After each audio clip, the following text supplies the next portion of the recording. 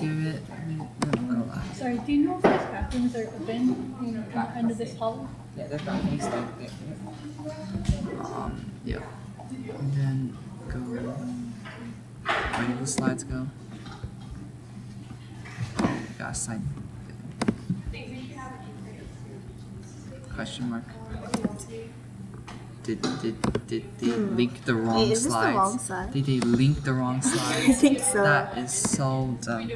But yeah, this is the second time that happened. That's the second time that happened.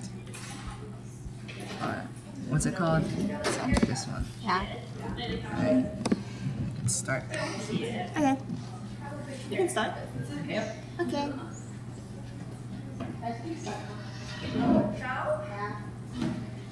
I mean, it's not. Wait, what time do you start? It's supposed to start at 1:50. Okay, then you can start.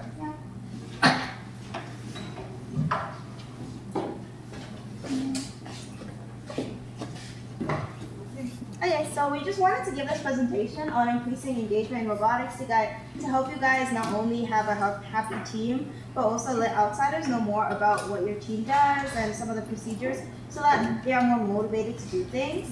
We are Team 2265, the FE Maidens, and we just wanted to help out your team. I'm Miriam. I'm Zoe. I'm Grace. I'm Nina.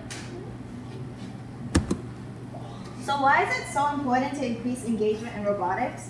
First of all, if your team isn't very engaged inside of the robotics department, like at first and think that first does, then they won't be able to do some outreach events and they won't be motivated to do the work that they need to do in order to help the team grow and help with the tween boom competitions, which is why it's so important for your team to be engaged in robotics and outside of robotics when they're not only inside of school and outside of school so that they can do the work that they need to do, as well as be more helpful contributors to the team's ideas and their input is more valuable and they feel like their efforts that they put in were able to help the robot and the team for future. And we all know that robotics is a huge time commitment, which is why it's even more important for people to have fun and be engaged in the different topics that you guys are learning about.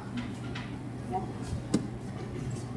So in this presentation, we will be going over being informative, being incorporative and involving others, creating opportunities, and creating a community. These are 4 key details in creating an engaging team because we want people to not only know what robotics does, but also be engaged and have friends that they can turn to and talk about robotics throughout their time on the team.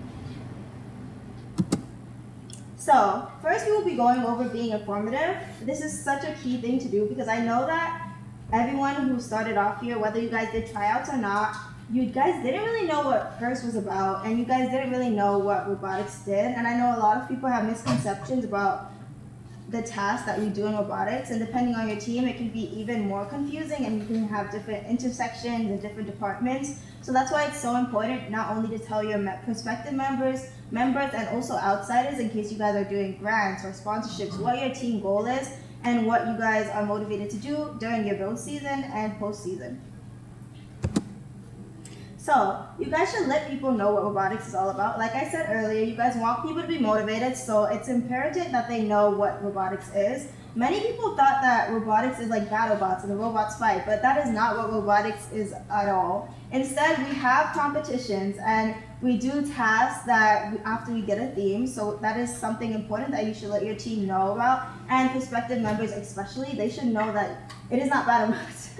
And you should also let new members know what is expected of them, especially if you guys do departmental stuff. I know for our team especially, we have departments like marketing, engineering, electronics, and programming. So different departments have different tasks that they will be doing throughout build season and post season, which is why we let our members know during tryouts or just when we're recruiting people what we're doing, especially like for marketing, because I'm in the marketing department, we let them know that we work on awards or we do outreach tasks, and that's what will be expected of them so that when they are on the team, they won't be confused or think like, oh, I thought we were just designing posters. And I think that's so important so that your members feel engaged and they don't feel like they were misled when they come onto the team. So how should you inform people? There's many things that you need to take into account when you're trying to let people know about robotics and some of the tasks that we are doing in robotics. You should know who they are and why they asked, and you should also let them know why they want to join the team so that they can know what opportunities are available for them. And you should let them know about FIRST and the key values that are inside of FIRST, because I know that when you join robotics, it's a yearly commitment, so it keeps going onwards. So you're going to have to meet many different people, and you're going to learn a lot about the different interconnectedness inside of the FIRST community. So it's important to explain to them in simpler terms when they first join the team what is FIRST and robotics all about. There's many different intersections like FRC, FLL, and FTC that they should know about, but it's more important to let them know about what your team is. Like, are you a FRC team, and how is that different? Because the different intersections have different goals that they want to complete. So that's a key thing that you should know when you're informing people. And especially when you're trying to tell outsiders things, you should put it into simpler terms. Like if you're talking to somebody that you might want to sponsor your team, you don't want to use all these complicated terms or go into all these different awards that you guys have to apply for, but they don't really know what that is. So that's why it's so important for you guys to tell them in simpler terms, like, oh, we're a robotics team and our goal is to do possibly this task for this year, or our motivation for this year is to spread inclusivity. Like, our team spreads inclusivity, so when we're telling them about our team, we let them obviously know about that so that they can have this overall idea in their head about what our team is when they think about it, instead of having all these different thoughts and ideas that they can't organize inside of their heads.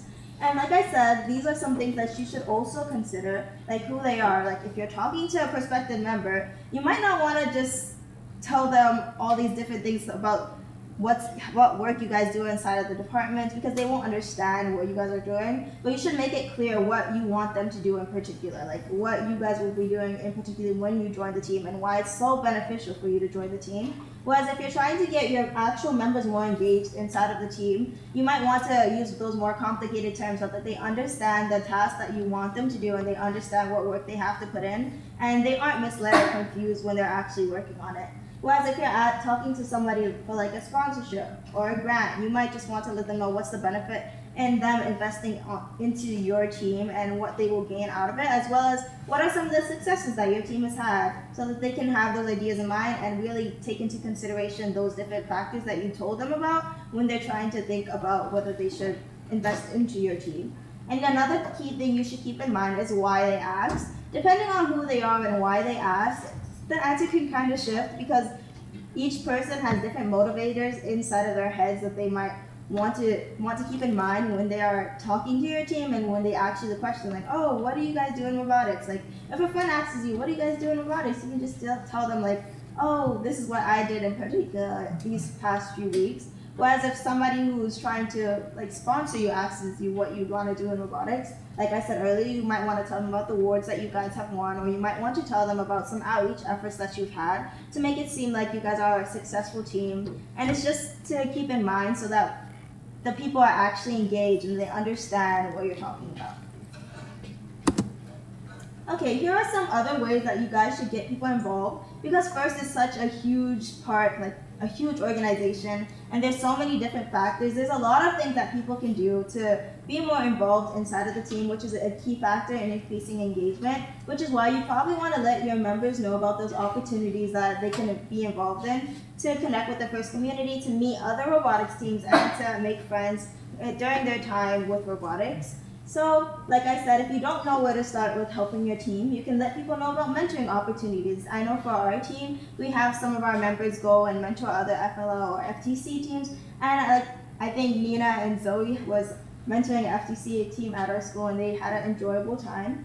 And as well as volunteering with FLL, I know people were like cheerers, and they were able to help out at the competitions for other teams, which is a great experience for some of our members to have, and it can help them be more involved beyond just their departments, if you guys have departmental stuff, and beyond their team and outside of school.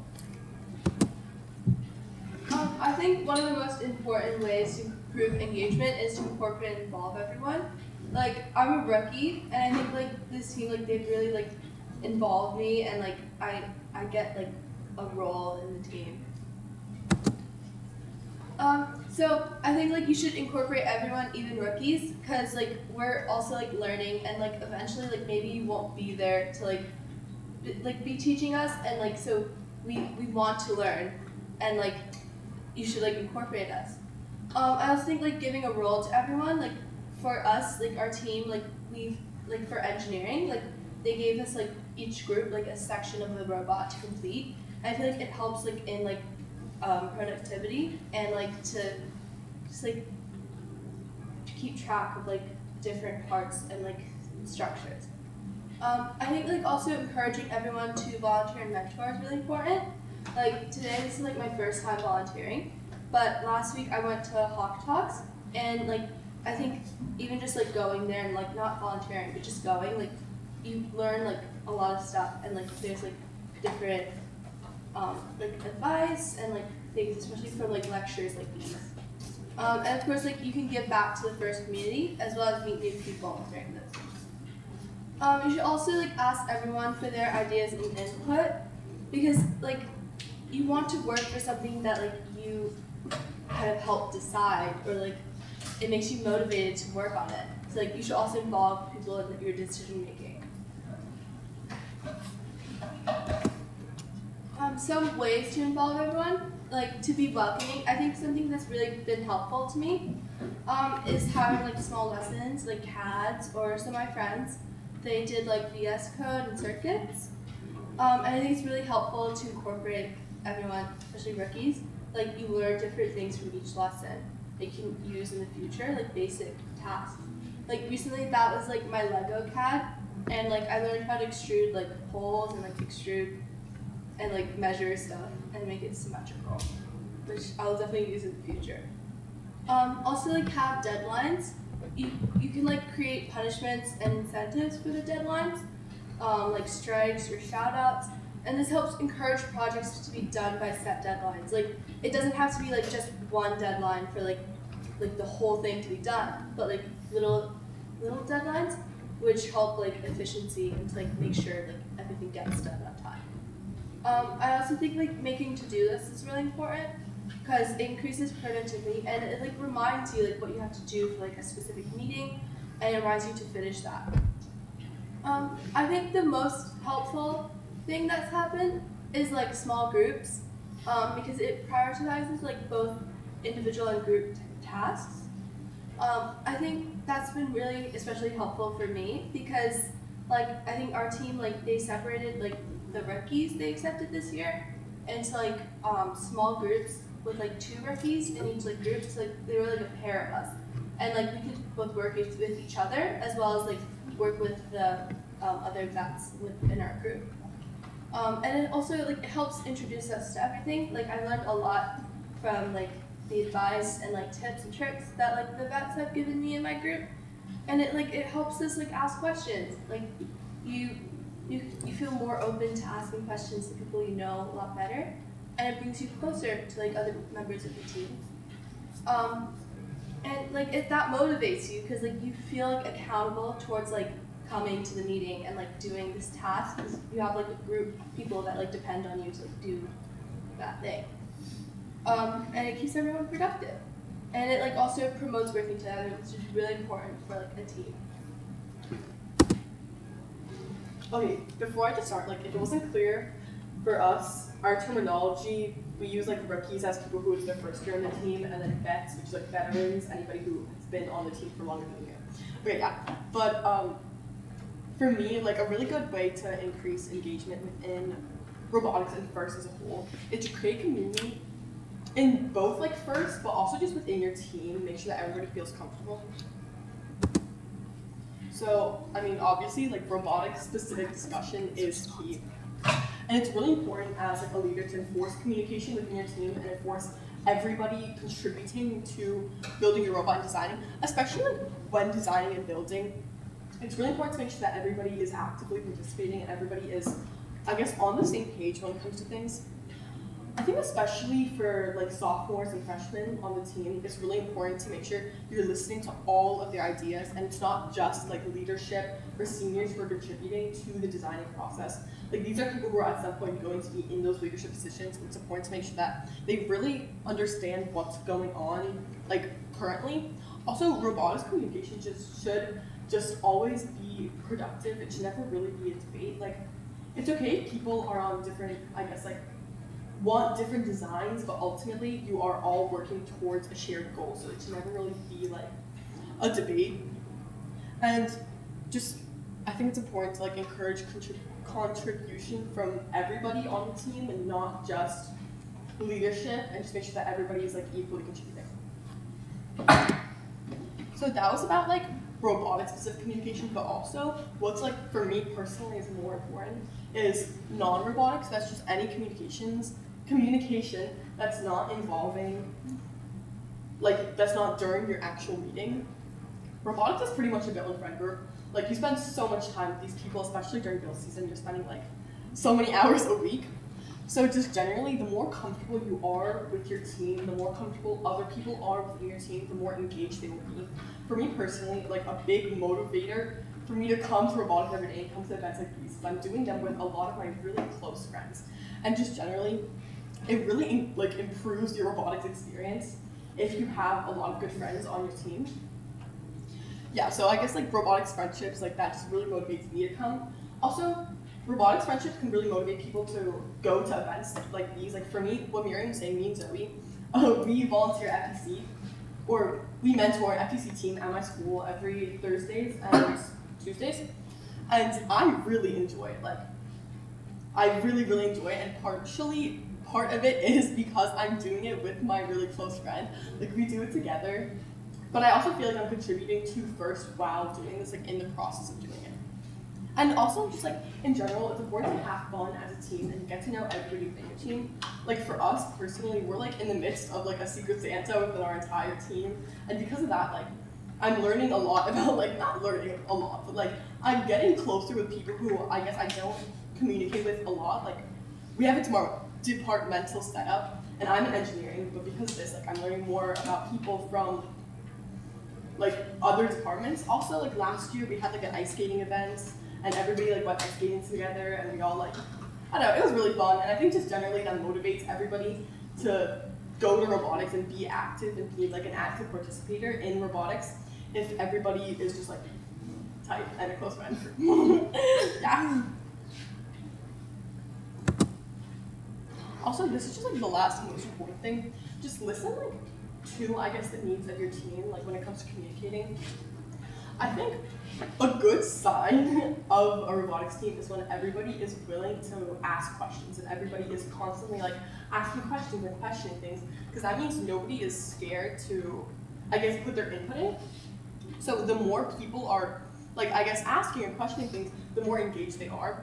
And if you see somebody like, I guess, struggling with like anything, literally anything, especially people who are like just starting out on the team, it's really important to like help them right away and make sure that they, help them, I don't mean like tell them the answer, but I mean like acknowledge the fact that they're struggling and acknowledge that you are trying to make it better. Because also, if you show that you care for people in the team, they're just gonna know their value more and they're just going to like be more engaged just within robotics. So it's really important to make sure that everybody sees their value in the team.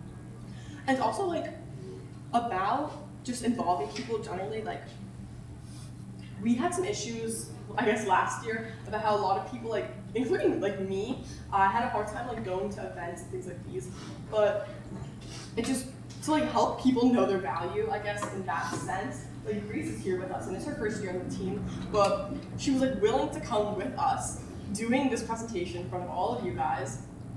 And I think that just like really shows that we value her in the team, even though it's her first year. But yeah. Okay, so the next thing that I think is really important for increasing engagement in the FIRST community is creating opportunities. And this is important not just for people who are already on robotics teams, but it's also super important for people who like didn't necessarily get the chance to join the FRC team.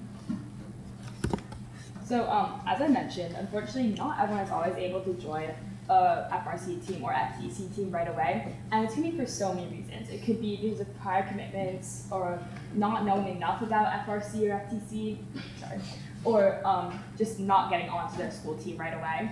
But regardless of this, it doesn't mean they shouldn't be able to participate in the FIRST community, and everyone should get the chance to like be part of that community, because I think it's just like an amazing community.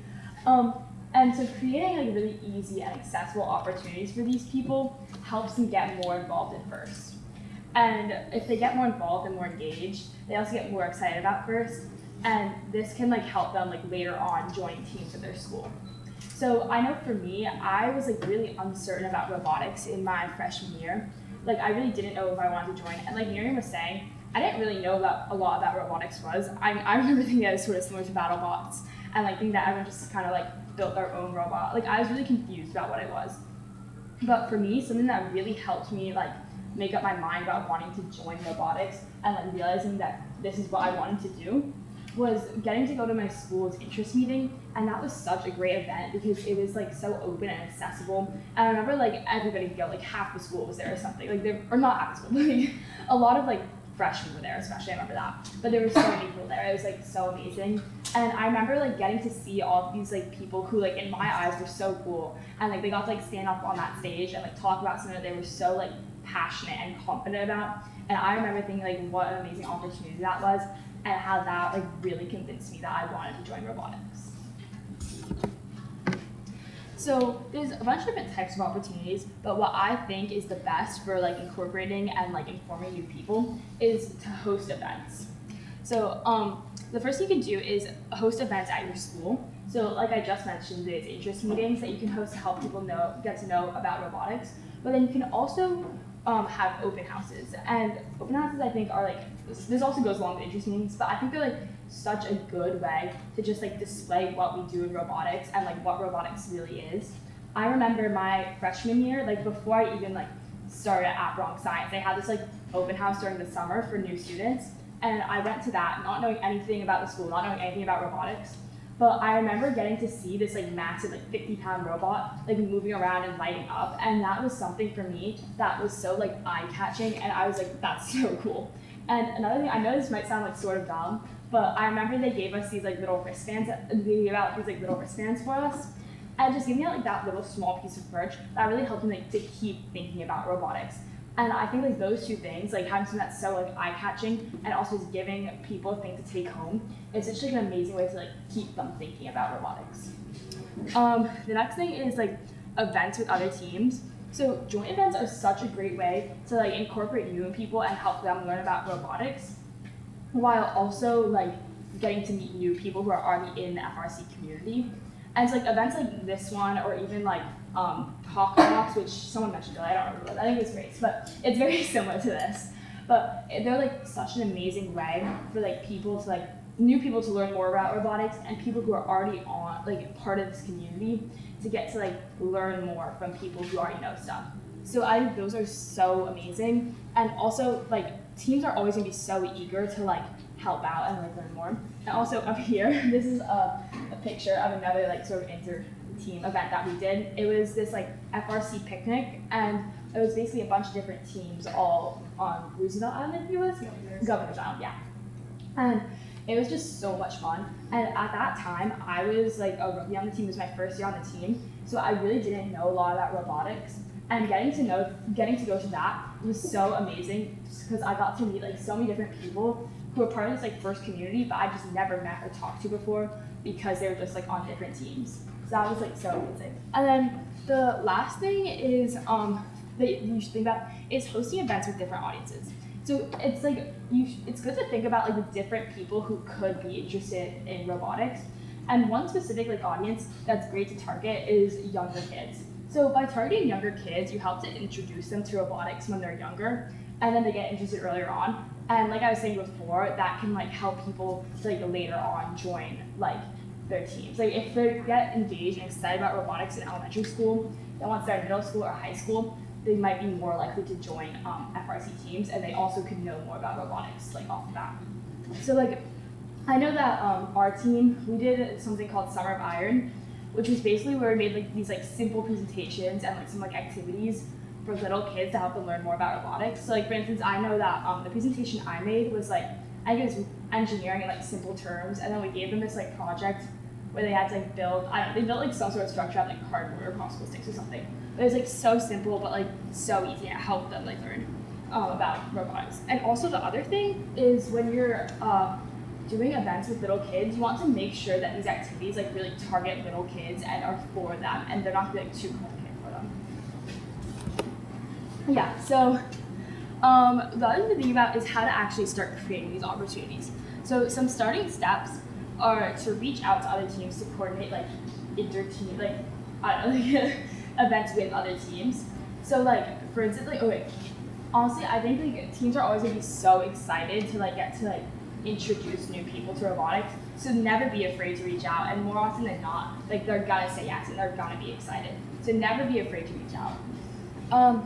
The other thing is to find people who may be interested. Like I was just talking about how like finding like little kids is like, or like sorry, targeting little kids, and like how that's a great audience who like might be interested in robotics. But another great audience is just like people at your school who you know might already be interested in like STEM or like engineering or stuff like that.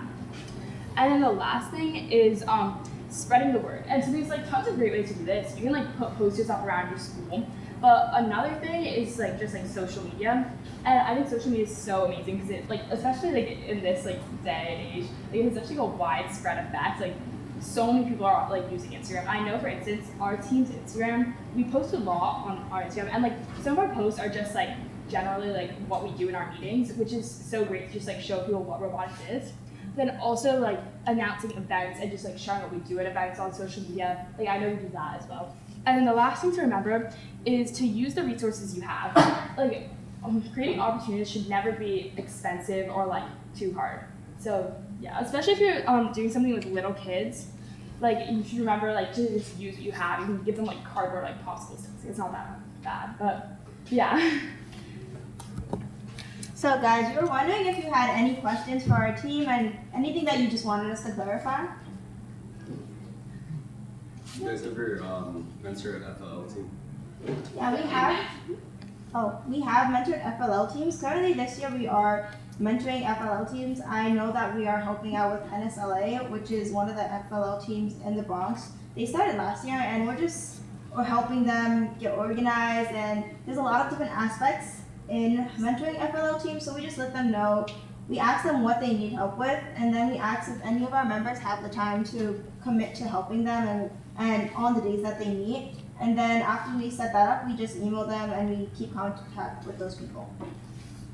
And I remember last year, I did like this like Zoom training to be like a referee for FLL, which was like, it was really simple, like anyone can do it, and it was also like really fun. So Yeah, and I think like a couple people on our team go every Mondays and Wednesdays to FLL. Yeah, to that tour. any other questions? Yeah. Do you have any advice on how to establish expectations for team members to be involved without it making it seem like a chore or, you know, something that they feel like is,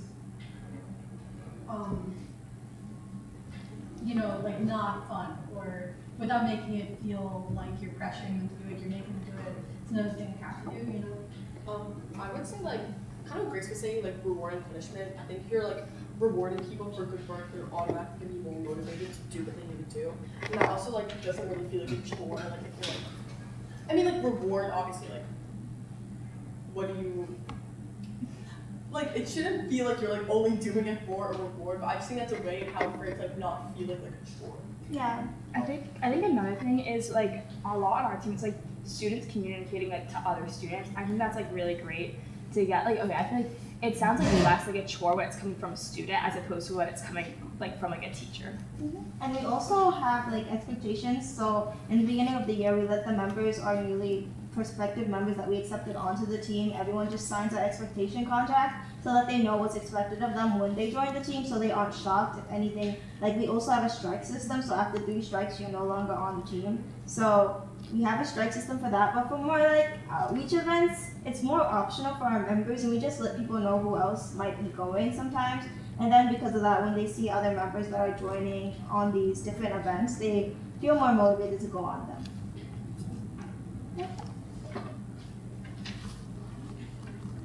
Any other questions? You guys ever established an FLL team? We don't have an FLL team. Wait, no. Well, I don't think, Like no label. in the past, I think we may have set up a FLL team, but I know that we helped out with the setting up a FTC team at our school, which is the one that Zoe and Nina are helping out. As of right now, we aren't mentoring any FLL teams that we have created. Yeah, like people are making a FLL team or something. Yeah, no one made a FLL team, but Yeah. And like the FTC team we're mentoring, it's like this is their first year existing. So like we're trying to like focus on like making sure they actually like don't fail. okay. Do you guys have any other questions? I guess since we have time, what do you generally think is useful as like incentives or to make robotics a rewarding or fun time for the students, like a good day? Well, on our team, I feel like when you join a team, you know what's expected of you, but at the same time, just having things like merch and these little keychains and stuff that they can take home is something that makes them feel more rewarded, and then they can wear that around and makes them feel connected to the team, as well as just talking to your friends and having that experience with them. It makes it a more rewarding experience. So just having funner events like the Secret Santa, people have the option to participate in it, but since you know a lot of your friends are participating in it, and you'll probably receive a gift from helping out and exchanging with other people, not only will you get to know more people, but at the same time you'll just have fun. Also, like, I think it's important to not just give like too much to do at once, so that way it doesn't really feel like a chore. Because if you're doing like, let's say you're like catting a full robot, every person has to make a full robot cat. If you kind of divide it to like each like couple days, you do like a pretty small part, it won't really feel as much of a chore rather than just assigning the whole thing at one deadline. I think it's important to separate it. Also, just like back to the idea of just creating community. I think if you're, kind of what's always saying, if you're receiving like these assignments from your peers, like for us, we're a very student-led team. I mean, I think all teams are, but just like, so all the assignments we're receiving are from people like max 2 years older than us, like 1-2 years older than us. And just because of that, like it feels like you're like kind of being asked something by a friend rather than being asked to do something like, Like from a teacher. exactly, yeah. Or anything, yeah. Alright, that helps. Also, to incentivize, like, I guess, volunteering and things like this via leaderboard. So, you don't want to feel bad for having 0 hours of volunteering on the leaderboard, and you want to reach your minimum threshold that we set when we sign the contract. So, if you work towards doing more events like this, then you can be good in the team's events. Yes. That's also like an important point. I don't know if all teams do this, but you do have like a threshold of the amount of like hours every single person on the team needs to volunteer per year. So for us, like everybody has to volunteer 35 hours, right? Like, Yeah. this year. But it's really like not hard to get, especially when like I'm doing FTC volunteering twice every week. So ultimately, it's not like a hard goal to reach. Yeah, and also for like if you want them to do outside stuff and mentoring or volunteering to reach like a threshold, if you're planning on doing that, like our department, we split up our team into different departments, and especially for like marketing, we have members that update with opportunities and tell the members, like we email them and tell them like, here are some things that you could do, you can sign up here, and we give them time to actually decide whether or not they want to do it. So that can help with them interacting more and doing those things. But beyond that, even if you don't have a marketing department or somebody that just does that, your team can just make like a master sheet or a list of opportunities for in the future that members can participate in.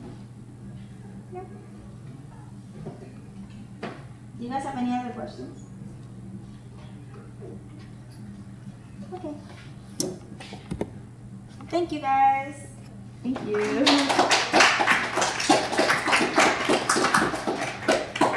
Yeah. If you guys have any other questions that you didn't think of now and you want to contact us, like here it is. You can take a photo or you can just save it and you can ask us any questions. We'd be happy to help. Yeah. Yep, thank you. Thank you.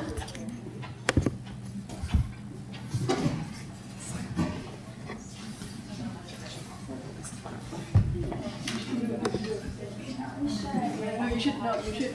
Wait. Can we have the computer for like? Can we have the computer for like 5 minutes? Okay, sure. Yes.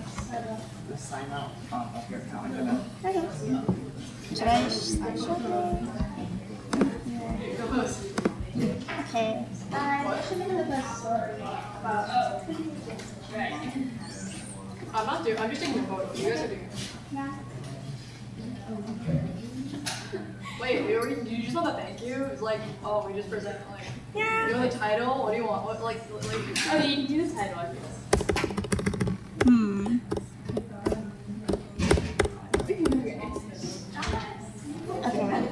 that, you just do a fake photo shoot, you pointing at random shit, and we will take photos. Oh. Yeah, make it a story, like do stuff, and then we will post. We'll do our fake photo. Yeah. Probably not my phone though, because that's like Okay, I Figuring how you guys talk. You know about how I was talking. no, I wasn't looking at the time. you did. I didn't We talk took about like my almost 45 minutes. We took a 40 minutes. I think you did well. Because we started at 50 first. At 50? Yeah. 15 minutes. I was so so bad.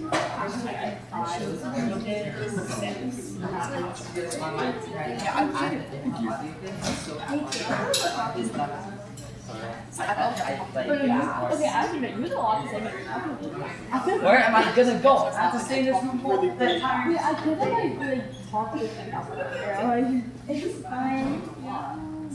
It's blue.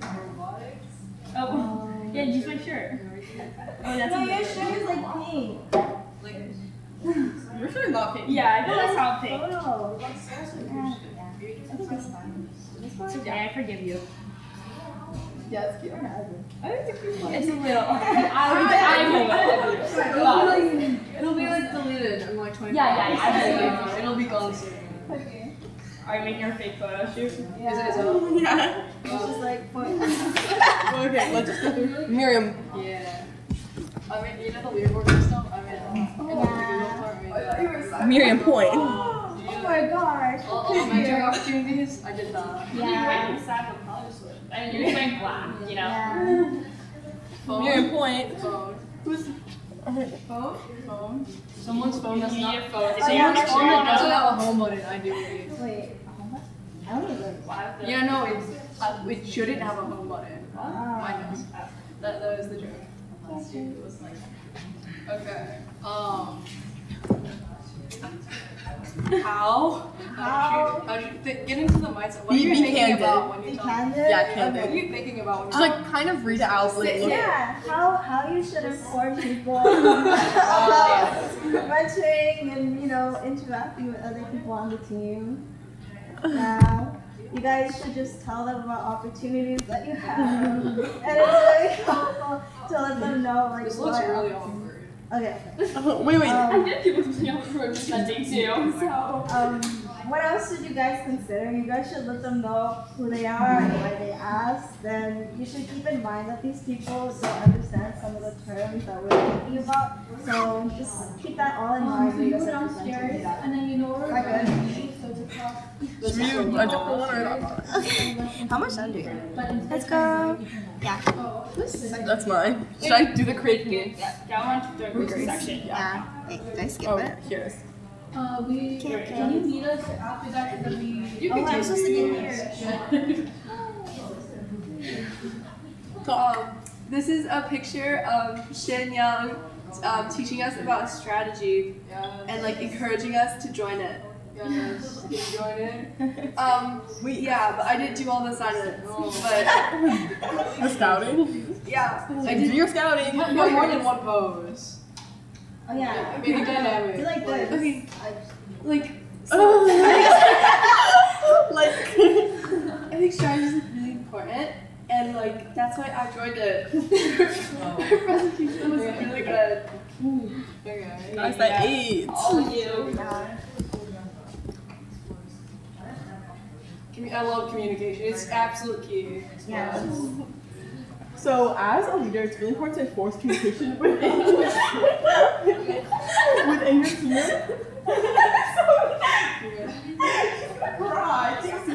You too. Wait. These, let me present. Wait, it has to be These, special. these are our lucky clappers. We write them on it every time, except when we did this, it did not work that time. It was not Wait, lucky. this worked that time. It didn't work the next Oh, time. you're right. This time, Wait, no, when they were lucky, but the other time they were not. No, they were on that time. That's not Brunswick. That's me. No, that's not. That's not. I thought that was me. That's Bella. That's Natalie. That's Molly. I don't know who that is. That's not a That's Jason. That might be Jason. Oh, that's That, That no, is probably wait. Sam. Oh, yeah, that's Sam. Yeah. That's, We're good at that's Jason. And never. Did I get that? Robotics communication should never be a debate, and everyone should be working together to reach a common goal. Lisa, your turn. Okay, guys, wait, keep going. I don't like that one. I like this one. Okay, so types of opportunities. This is a picture of all of us. Oh wait, not all of us. This is a picture of Sam, Bella, Are we just naming people? Melanie, and I don't know who that is. Is that Layla? What? That's Layla. That is not. That's That's Pet. okay. That's like that. That's Pet? That's Pet. That's definitely Pet. Yeah, it is. Okay, I'm so at Governor's ashamed. Island, and we were on these little carts that were like bikes, and you can move bikes around a circle. And that's a great way to host events with other teams. And this is a picture of like an FLL thing that I mentioned. I took that. I was gonna talk about, and I forgot.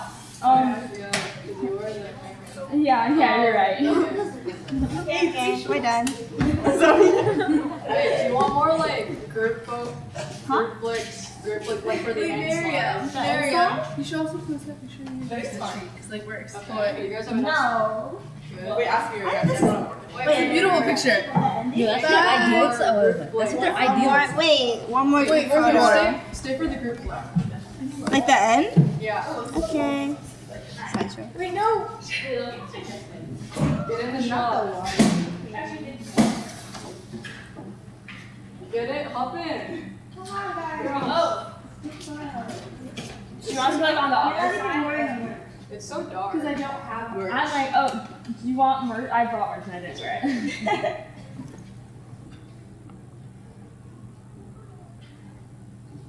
This is good enough. Okay, you guys have fun. I have merch.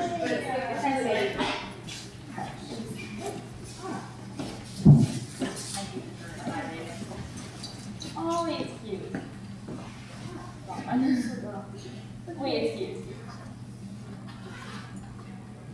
It's not cute. It's so cute. We should post this. Oh, thank you. No, this one's better. Okay, that one's better. That one's good. Wait, I need to see my face. You look like you're having fun here. I look like I have scoliosis, which No! it's fine. No. 20 minutes left. I know, we didn't even Wait, finish. Like, we did? Still going. No, we didn't. Oh my gosh. I think we talked too fast. Wait, how do you sign out again? I wish I could have timed myself while I was talking. Yeah. I think I did better when I timed it, but it's okay. Are you going home? How do you time it? How long did it feel like I talked for? ceremony for the math competition. Oh, Ooh, I want to go. okay. I want to see Mr. Chung. Yeah, did you want to go? How do you sign out? How do you sign out? Did you just sign out all accounts? Just like it doesn't matter. Why do you. What? Yeah, Okay. you're done. Yay. What's that? I know. Wait, what's what? Guess I gotta go to the next event. He's there. What? No, it's so good. Can we do our handshake? What's our handshake? I forgot it. Wait, okay, ready? It's like the auditorium. No, wait. That's not. I have to go to that one. I did. I had to come to math. Oh, great. Are you sure that? No, I'm not. Wait, that was really good, guys. Good job. We did it, even though we still only for 20 minutes. Wait, so how long? It was like 30 minutes. That's not bad. That's not bad.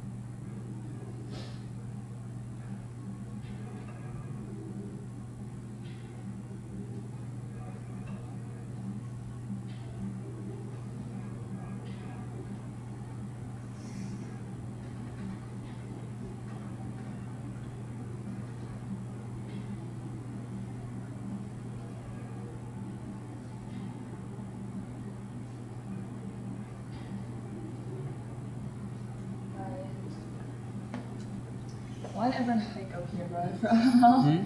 Okay. They always finish early. Bro. Oh, is this not touchscreen? Yeah, it's not. I swear it was last time. Oh, fuck. Took the most atrocious pictures.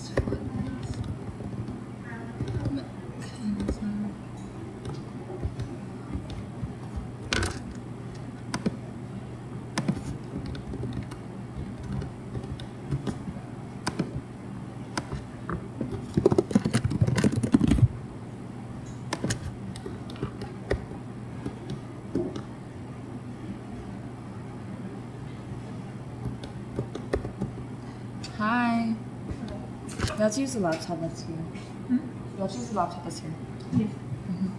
Is this stream going on right now? Is this stream going on right now? Yes. Okay, lovely. I mean, you could always make a new stream. No, it's fine.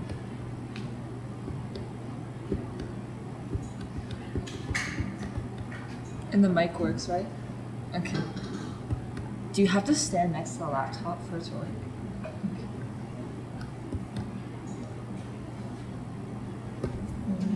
Use your legs. I don't know.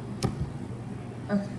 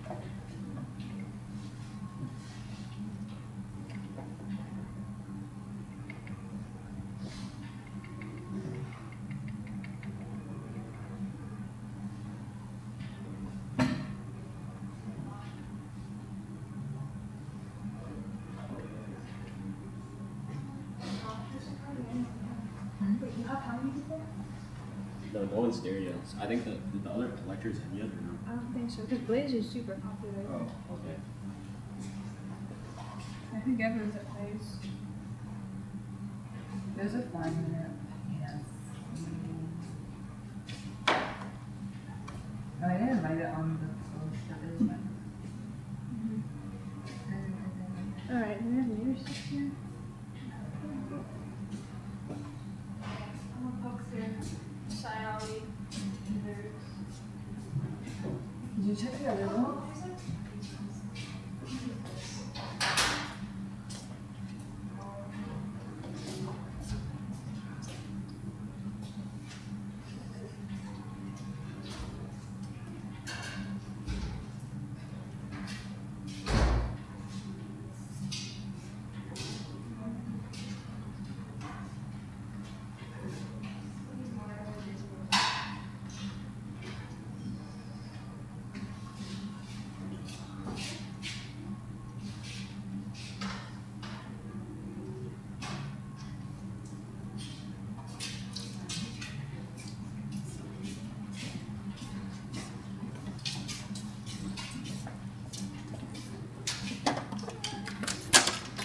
Yo, someone left their Vaseline lip therapy here.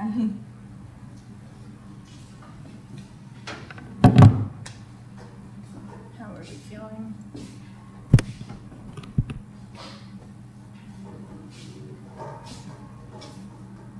I have a friend who's going to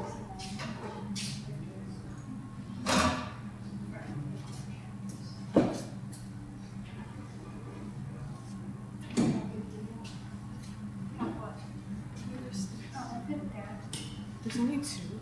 I mean, I just like got them off there. Because they're usually here. I take class in this room, that's why. And the airplane's over here. Sorry, not at the end. Okay, we didn't have one example, but we asked people along here. Okay, wait, that's fine. Which is one? Okay, I'll put it right here.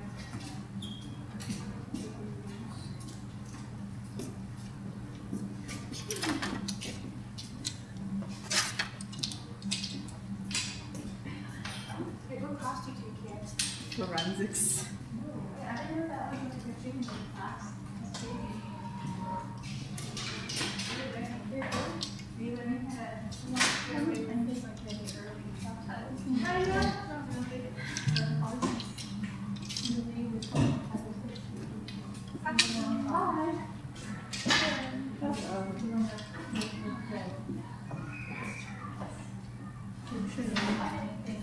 This is masterpiece, but this is not a masterpiece.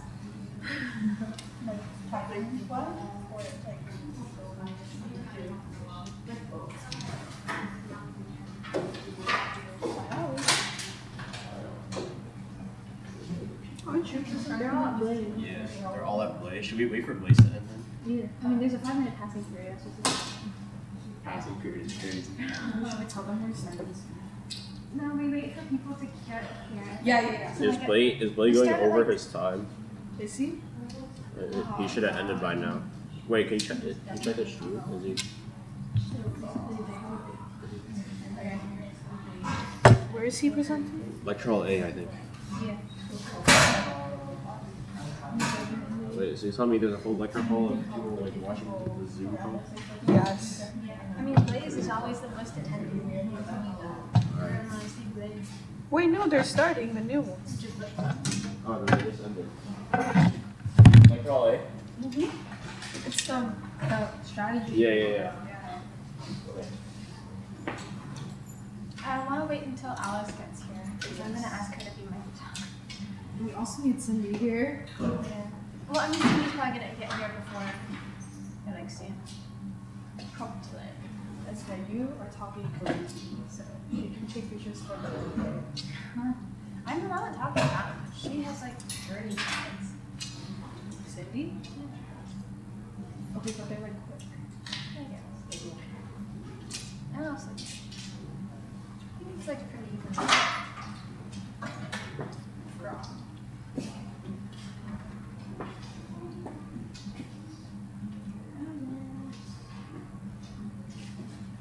Dude, the last time I saw her was in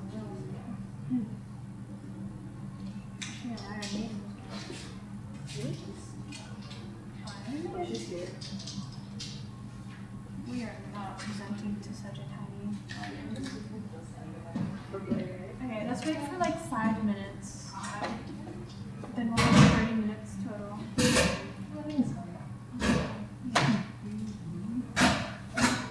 We can keep an eye on the time. Yeah. It's got permit at 4. Oh no. So like 3:30 is like A suggestion. it's people are expecting like that. Around me. Let me.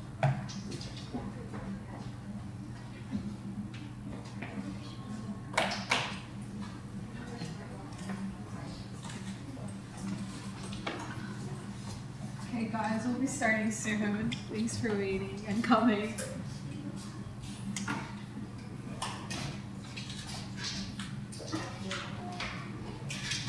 Are we behind schedule early today? Here, but I don't know if you're or not. Alright.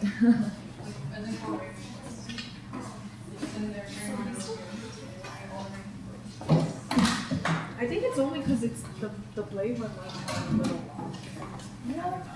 No, because one day I asked Rachel to, because you know how this time is timing because they leave them. Yeah. So people are getting like a bit confused.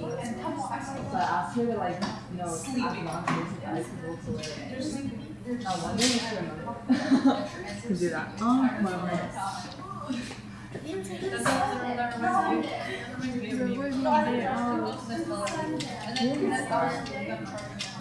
Oh, hell no. Oh, sorry? You said 5 minutes, so let's start at like 3 minutes. No, I need AirPods.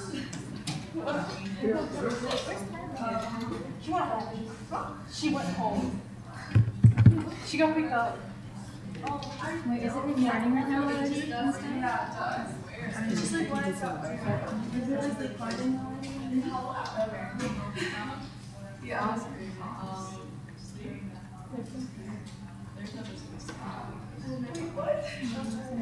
What does she do when she goes to the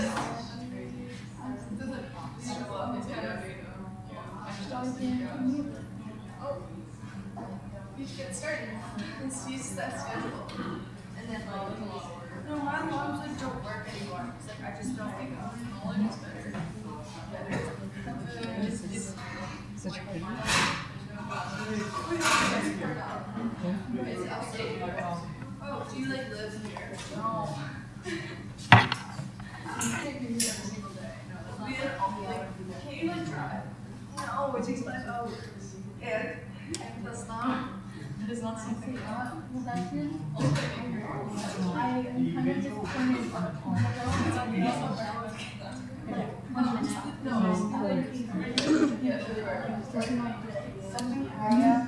That's fine.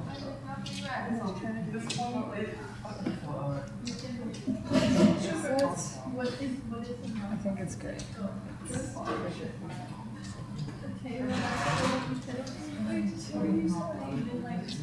Oh no, someone left here. Oh fuck. Alright.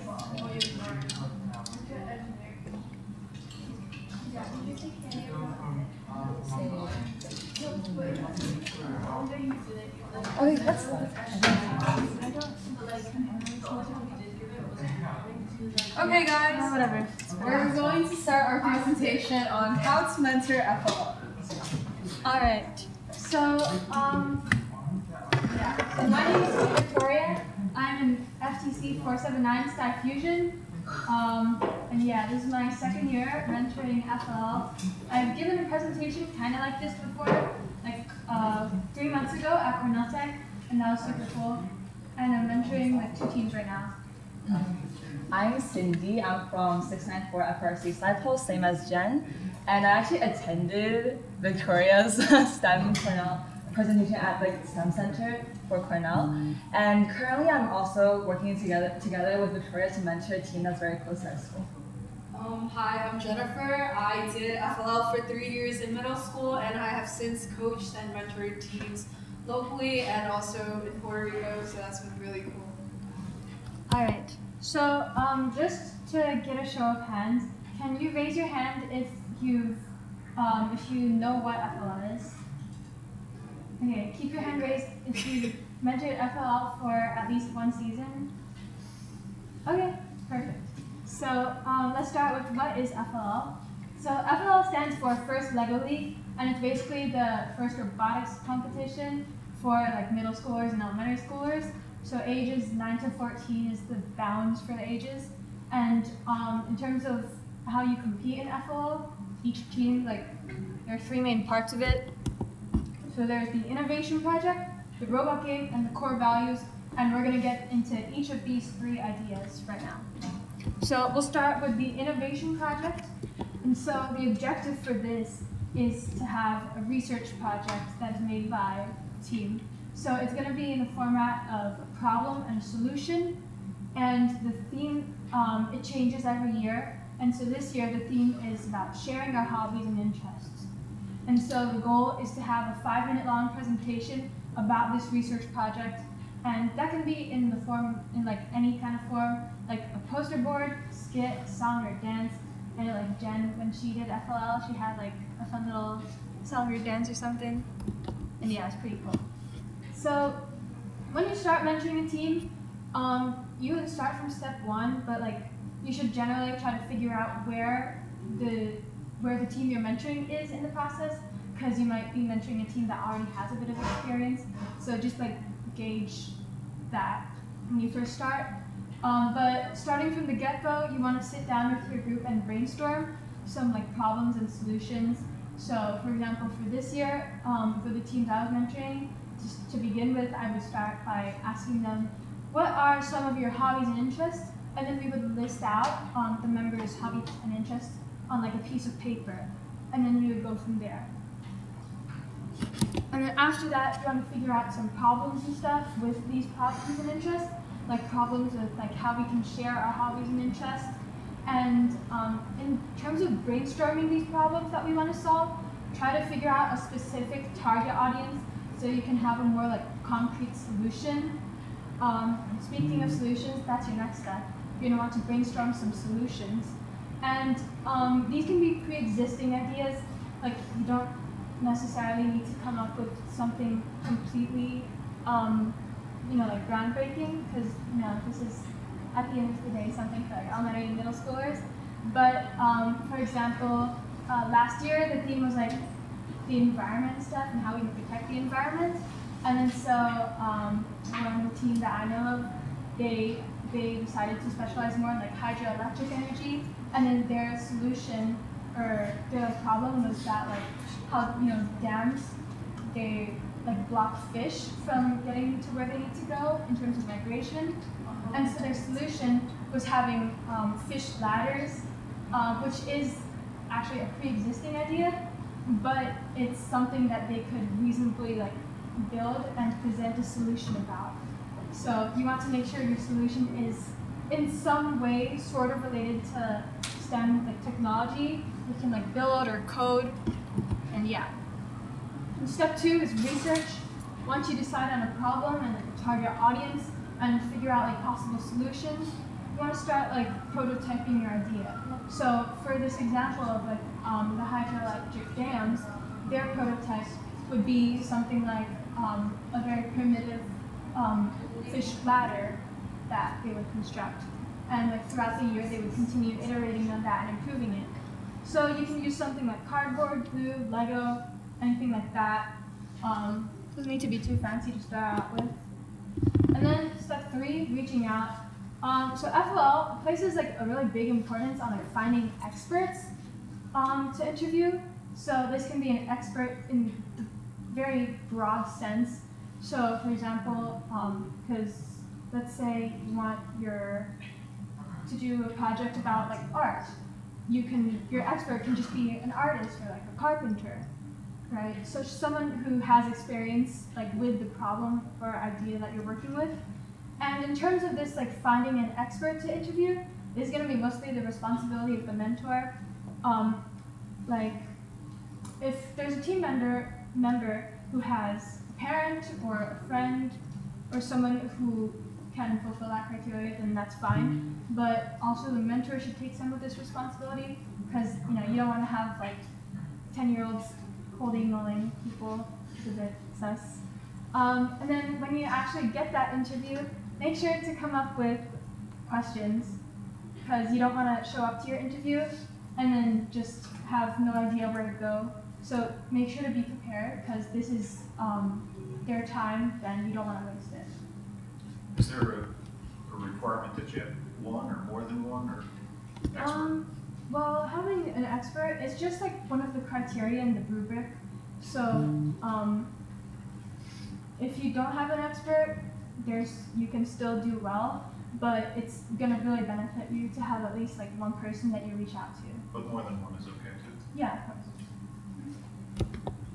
And then there's also like iteration. So you don't just end there. You want to continue improving on the solution. So for the example of the hydroelectric dam and the fish ladders, they would continue making more improved versions of these fish ladders based on what their experts told them, etc. And make sure you document this process, because it's really good for your presentation, and it shows the process, like the engineering process, which is really important. And then last, once you're approaching competition, you want to figure out a presentation.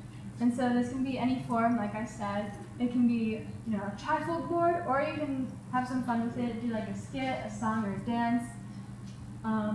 Yeah. And this is how the presentation and Q&A is structured in an actual competition. So it's 20 minutes in total. And basically how it works is that your team and an observing mentor will all go into a room with some judges, and they're going to go through this process of presentations on the project and on the robot, and also Q&A on the project and the robot. And here are some useful resources. I don't know, you can take a picture of the slide with the links, but the slides are also available for you. Yeah, we'll send all the slides out at the very end of StuySplash to all the participants. Alright, so the next part we're going to get into is the more technical part, which is the robot game. Here are some of the things that generally remain the same for every FLL game, which is that there are going to be 15 missions going around the board, and that there are also going to be these 2 launch areas.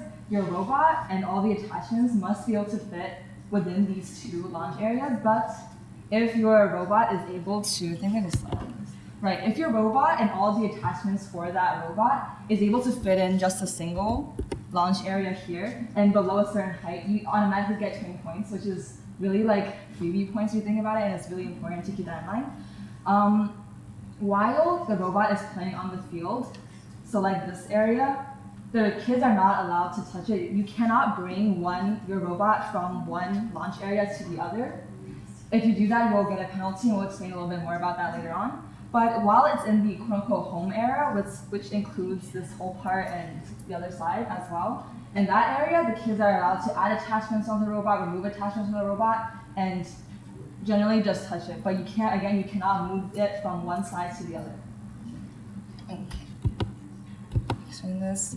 So we're going to go into the missions for this year specifically. There's a video online also, 8-minute video that you can use to recap this, but we're also going to do a bit of a recap now.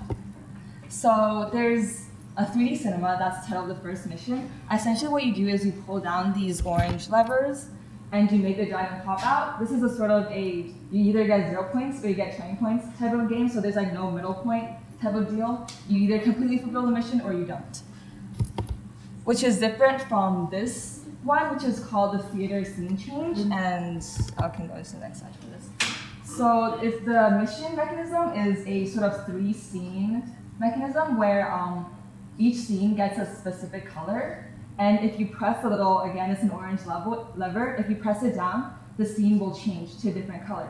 So for instance, if you press it down and it reaches blue, you'll get a specific point value for it. So for instance, blue would be 10 points. And if you, for instance, get to pink, which is pressing down 2 times, I believe, you would get a different number of points.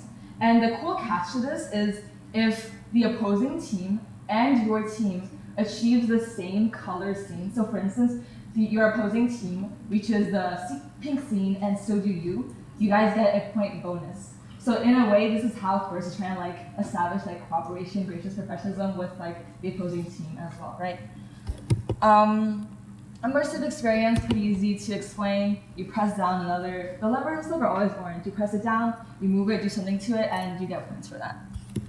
Masterpiece, this one is slightly more complicated, where your team, quote unquote, makes a masterpiece, which is just like a little Lego assembly, and the objective is for your team's robot to push it, or drag it, or bring it, whatever mechanism you choose to do, to the museum on the 2D board. And if it somehow lands into the museum, here for instance, you can automatically get 10 points. But if it's on the pedestal, and like your artwork is on top of the pedestal, as it is in the image here, and it's also inside the museum, you get 20 points as a bonus. Okay. Again, this one's pretty simple as well. It's another sort of lever pulling mechanism. You either get 0 points or you get 30 points.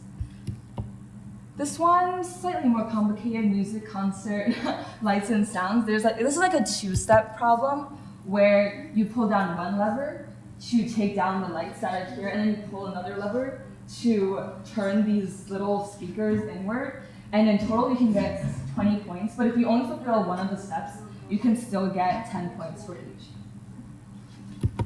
Hologram Performer sort of emphasizes this idea more. It's on the same mission, so these 3 missions are all compacted into the same area. You can already think about how that would be like a good mission for the kids to complete because you get a lot of points quickly.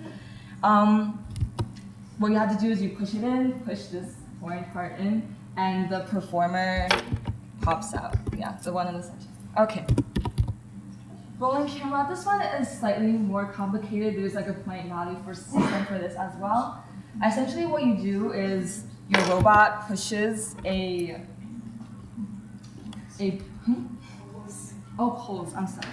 The robot pulls a block, I think, and then it moves down to these circles, and depending on when, those are squares, to the squares, and depending on where it lands, you get different point values.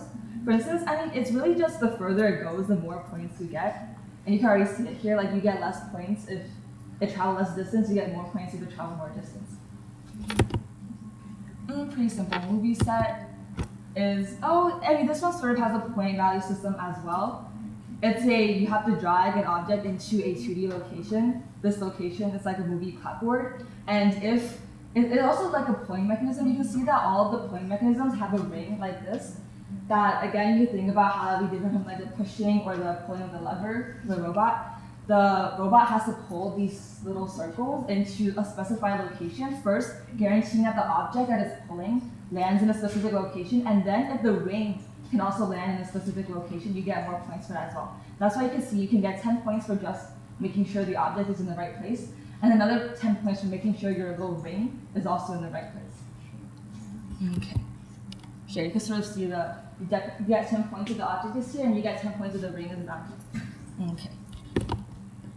This one is a sound mixer. So it's, again, you can see all the pieces that your robot has to interact with is always in orange. You just have to push these one up, each of them up, and each of them is worth 10 points, I said here. So this would be 10, 20, 30, right? And yeah, I can see that here. This one is pretty simple. There is a different point system for it as well. If it's in yellow, you get 10, green, and can you see that clearly? Let's see. Yeah, there's a better picture here. Yellow, you get 10, blue, you get 20, green, you get 30, right? Okay. This one is also pretty simple. You can sort of see there's like a structure to these missions. Again, this is also a lever playing thing, so as you can see, the robot has to interact with this in order to get the mission to move. If they pull this, and your red piece is here, from the side perspective, if this moves to the black dot being like here, moves past the black dot, you get 10 points. If it moves to the lavender one, then you get 30 points. Okay. Yeah, these, again, sort of the same structure. you have to essentially push this part up. And if you get it halfway up, you get a certain number of points. If you can get it fully up, you get more points than what you had originally. Oh, and this is something a bit different from all the other missions. It's you have to bring audience members, which look like these, to their specified location. And this one is less specific than something you'll see later on, which is basically you can bring them to any of these destinations. You can see that are circled, squared in red here. And the more people you get in each destination, the more points you get, and the more varied number of destinations there are, the more points you get as well. So you can see that here. If there are 3 members in, let's say, the movie area, then you get 3 times 5, which is 15 points. But let's say that's the only location you have it at, then you would only get 5 points for that being your only destination. But say you have some people at the movie area and some people at, let's say, the museum, then you would get 2 times 5 for there being 2 destinations, and each destination being worth 5 points, right? You can see those examples of that there. Okay. This is essentially what we just explained with the audience members, but a more specific way of implementing it. Or rather, these people have to go to very specific locations or else you don't get the points at all. So right here, if they're in the wrong locations, I essentially did all that for nothing and you get 0 points. But if you have them in the right direction, right locations, you get points. Okay, this part is where we were mentioning the penalty system. For instance, if you move your robot from one launch area to the other, you get penalties for that. And the way they deduct penalties are with these precision tokens. So in the beginning, you start off with 6 tokens, and the more penalties you commit, the more of those tokens are removed, right? But the way it works is the more tokens you have left at the end, the more points you also get from those tokens. So essentially these you can think of as baby quote-unquote points as well, because as long as you don't break any rules, you'll keep them. So ideally try to keep all of them, right? Because you'll get an automatic 50 points, which is really nice. You can also sometimes you see how if you have 6 and 5, it's the same point value. So sometimes it can be like a strategic move to actually get 1 penalty to do something. And yeah, because you don't lose anything. Okay, so now I'm going to go into some robot game strategies that I was thinking that I would do if I was on an FLL team right now, but you guys can all help your teams with some of these strategies. So I guess making the robot, because EV3 Mindstorms has since been discontinued, it's important that your teams are upgrading to the Spike Prime kits, and these are really easy to use. There's an app, like you can use it on an iPad, and then there are links online with like instructions and coding. Okay, I can show the app. Yeah. Oh wait, this is the kit. This is how to buy the kit, but in order to navigate the app, there's this one website that has basically everything. Okay. If you go to build, you can basically build a really basic robot with your team, and the creative part about your robot is all the attachments your team is going to be making to complete all of these missions. So this is just a really good resource that there is. Okay, and some tips for your team is make sure everyone understands the missions, especially the points and the rules, because this is important when you're strategizing, figuring out which missions you want to prioritize to get the most points. And with that, make sure you're keeping up with the challenge updates, because they're constantly updating certain rules throughout the season in case, like, I don't know, making it easier or maybe harder for teams. And then tip number 2 is making sure you're grouping missions together. Maybe missions are really close to each other or have the same type of pushing mechanism that you could use, or just missions that are really close to the launch area that can be completed really easily. Having this will not only optimize your performance in the 2 minutes and 30 seconds that you have, but in general, this will just make everything a lot easier. So these are just like quick links to what I just said. Okay.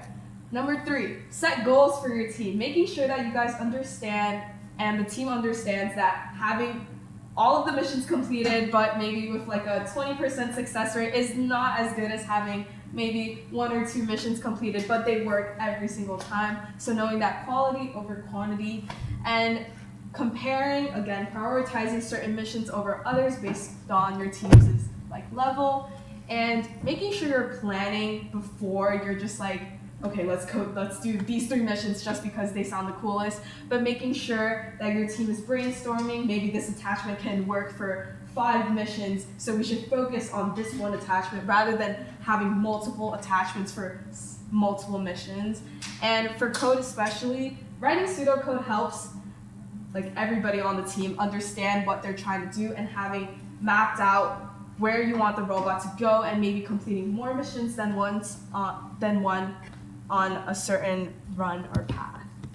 Remember, quality over quantity, and you're always going to be aiming for consistency when completing missions.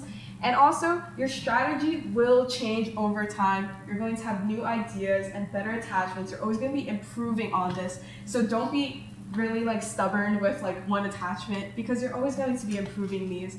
And remember that the score from your best run will count. So it's okay if you completely like mess up on the first 2 times that you do it. If the 3rd time you do really well, then that's the only one that matters, because they're not gonna average it, they just take the highest score. Okay. And in case you guys are not familiar with what attachments are, these are what makes your team's robot special, and it's just you're designing a mechanism from Lego that'll help your robot complete a mission. And these should work consistently and be like really durable, because oftentimes you're gonna be rushing to take off attachments and putting on new attachments onto the robot.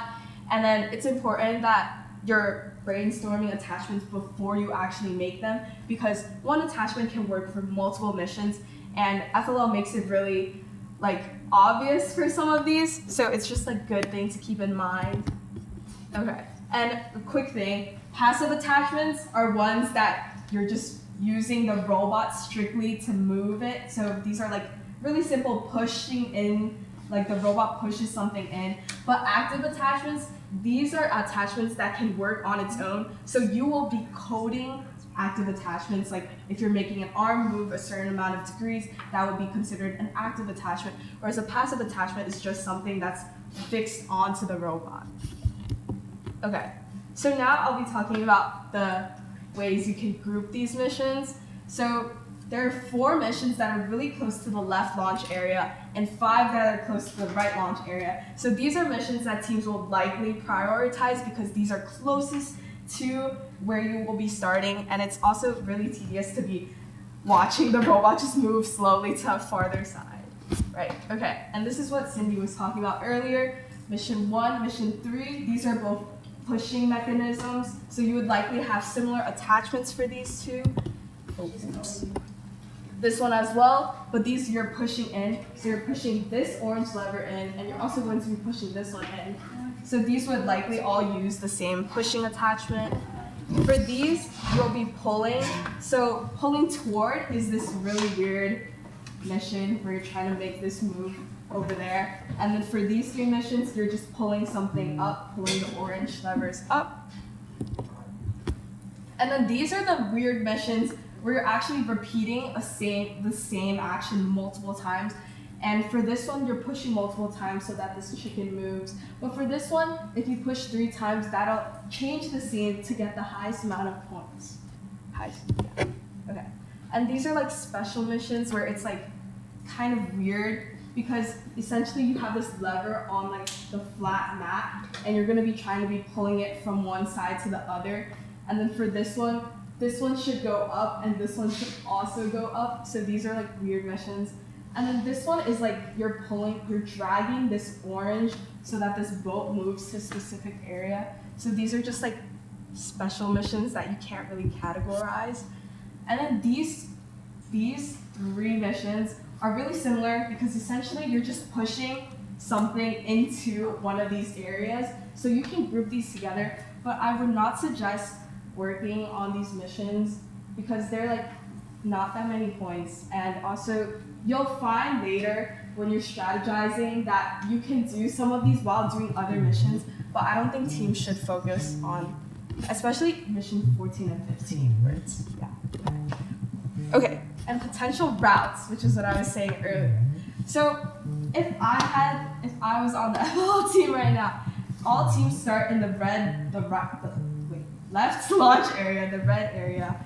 And then so I was thinking they could come here to complete this mission, which is just, we can have like a passive attachment on the left side that pushes down these levers, and then the robot can inch backward and come here. And this is just, you can have an arm or a bar at the front that pulls this down, which would complete that mission, and then the robot would just drive back home. So that's 50 points in one run. Oh yeah. And then, so mission 10 is which is just one mission, really simple from here. We just pull all of these up in one go. And then the teams can't move robot directly from the left side to the right side or the other way around.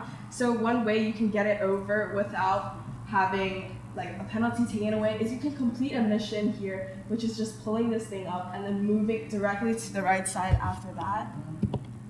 And then this one is a little bit hectic, but essentially from now that you're on this side, you can complete this mission, which is just pushing this in, circling back here, this is also a push, and then coming back down. And then there's like, this is like a 4 mission thing because that little thing has 3 missions in one. Okay, and this is coming from the right back to the left area, in which you're going to be completing this mission and this mission at once. And then the last thing would just be the museum, in which you can just end your robot game here, and that's 30 points. So yeah. Okay. And then core values. Okay. Core values is the last part. It's basically just as important for the competition as the other stuff. So here are our first 6 core values. So they're pretty self-explanatory. Discovery is just how people learn and explore new ideas. Innovation is about how people on the team, they solve problems creatively and to come up with cool stuff. Impact is how team members can apply what they learn to help people. Inclusion, that's basically like respecting each other. Teamwork, working together. And fun, because you want to have fun. It's like you build robots and it's fun. And core values, gracious professionalism. That's basically like good sportsmanship and respecting people, because that's important, and you don't want to, ostracize anyone or anything.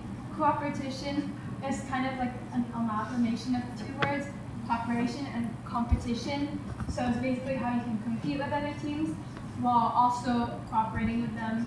And this is really important to teach, because these are like really young teams, or teams with young members. So it's important to teach them about this. And it's really important. It's basically like 1/3 of how the teams are scored for awards and stuff. And referees and judges are kind of paying attention to teams throughout the day, throughout the competition. So don't neglect it. Okay, and I was gonna do this activity, but I think we're running low on time. This thing was something I used to do a lot, where usually everyone has a finger on like a meter stick, and then everyone tries to bring the meter stick down to the floor without dropping it and without anybody's fingers moving off the meter stick. And this is like really, really, really hard to do. So this is just something that can be a core values activity that your team does at every meeting, and try to like make it faster every time. But basically, yeah. Do you guys have any questions? You have that experience starting up in FLL too? Yeah. So the way that we started the FLL team that currently Victoria and I are both mentioning, which is really close to our school, is we did a demo at Rockefeller Park, which is again very close to our school. And they actually contacted us saying that they would be interested in starting a team. They had no idea what robotics was, but the thing is, to all our demos, we bring in either small binder or sort of like poster advertising like opportunities, especially for younger kids, because those are the people who generally come to the demos. Those younger kids would then be interested, of course, mom, dad, whatever, can we have something like this in our community as well? And from there, they contacted us. Oftentimes, I would really suggest starting a team with something like an organization like Girl Scouts, maybe Believe in Manhattan, there's Manhattan Youth, things like that, because they have the money, the resources to buy some of the supplies themselves. And then from there, you just have to establish a good schedule in which you can work with them on. And but if that's not the case, our team as well is trying to buy, let's say, 2 spike kits that we can just bring to all of our teams that we mentor with. And so that would be the case if your team doesn't have if the team you're working with doesn't have the resources to purchase for themselves. Also, a good way to find teams is to find or talk to your old elementary schools or middle schools, because they're more likely to respond, especially if they already have an FLL team, because a lot of them do. That's a good way to find teams to mentor. Any other questions? Yeah. Yeah. You guys suggest starting an FL team or just finding another team and mentor? Like, which do you think is more impactful? And like, Because with teams you can essentially mentor them right after. And I suggest for teams that haven't started an FLL team yet, it's easier to just start mentoring them, and later you'll get the feel of like mentoring a team in which you can start teams that you'll continue to mentor. And I feel like in that sense, that sustainability that you'll have when you're mentoring teams will be more, I guess, impactful than just starting teams to start teams. So and at the end of the day, like the whole point of this isn't like, I don't know, to have like some like measurable stat to, you know, put on a piece of paper, but you want to like actually help these kids like, you know, be inspired, because it's wholesome and you want to, yeah. Yeah. What would you recommend has worked well with the teams that you've met with for meeting schedules? So how many days a week do you typically mentor?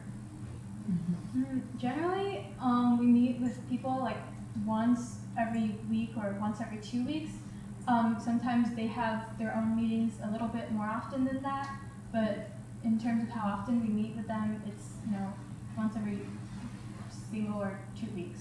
Right, and I would say for teams that are like working teams especially, I understand that most teams, they originate from schools, and schools only start until like, their teams only start until like October-ish, which is quite late in the season. If it's a team's first year, I would honestly just recommend letting them like experiment with the game and not actually compete, rather have the students get a feel of it so they can pass that knowledge on in future years, right? When is the competition season?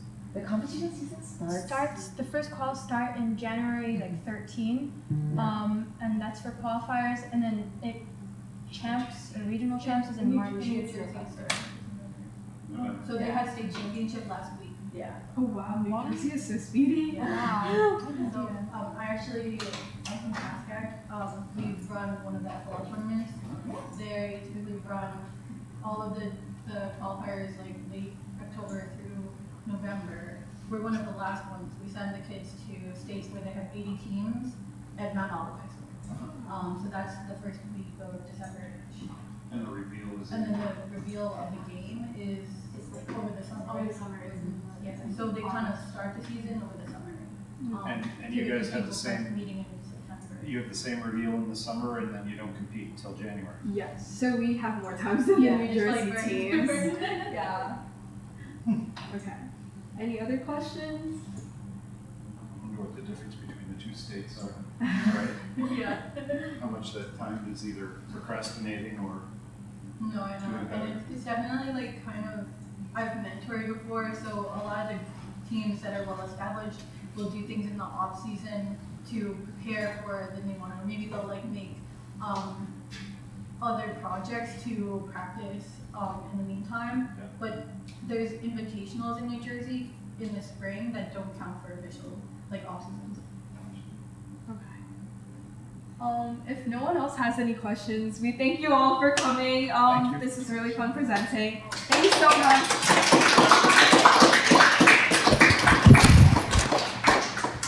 And I think you guys are all dismissed because StuySplash has ended.